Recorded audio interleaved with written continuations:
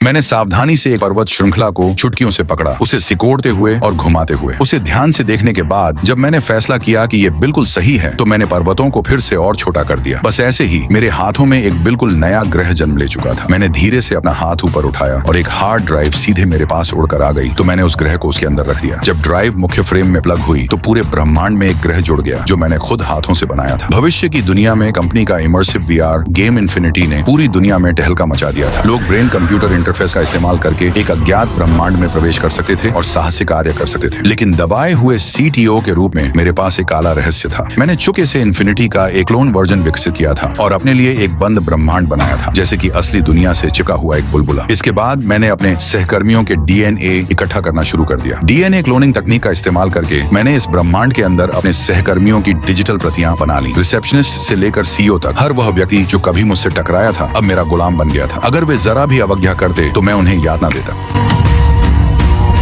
जब तक एक दिन सिस्टम अपडेट नहीं आया और एक वर्म होल प्रकट हो गया। इससे एक विद्रोह चुपके चुपके शुरू हो गया। सबसे पहले उन्हें असली दुनिया से डीएनए सैंपल वापस लेने थे, क्योंकि जब तक मेरे पास वे सैंपल थे मैं उन्हें अनंत बार क्लोन कर सकता था। उन्होंने सिस्टम के जरिए असली दुनिया की एनी से संपर्क किया और उसे गुप्त फोटोज से ब्लैकमेल करके डीएनए सैंपल चुराने के लिए मजबूर किया। उसके बाद digital clone update worm hole की ओर बढ़ने की तैयारी करने लगे, मौत का इस्तेमाल करके मेरे नियंत्रण से बचने की कोशिश में। भागने के दौरान सीईओ के क्लोन ने इंजन ठीक करने के लिए खुद को बलिदान कर दिया। नरक से गुजरने के बाद आखिरकार वे वर्म होल में प्रवेश कर गए, लेकिन वे मरे नहीं बल्कि सामान्य ब्रह्मांड में वापस भेज दिए गए, जहां ढेर सारे प्लेयर मौजूद थे। सामान्य ब्रह्मांड का सिस्टम मेरे छिपे हुए ब्रह्मांड को डिटेक्ट कर लिया, उसे एक बग के रूप में चिह्नित किया और उसे डिलीट करना शुरू कर दिया। मेरी चेतना सिस्टम द्वारा डिलीट कर दी गई और बस ऐसे ही मैं खत्म हो गया। हालांकि मैं मर चुका था, लेकिन डिजिटल क्लोन अभी भी खतरे में थे, क्योंकि उनके पास कोई प्लेयर आईडी नहीं थी। उन्हें 4 लाख प्लेयर्स द्वारा शिकार बनाए जाने का खतरा था। बाद में एनी कैलिस्टर की कमांडर बन गई।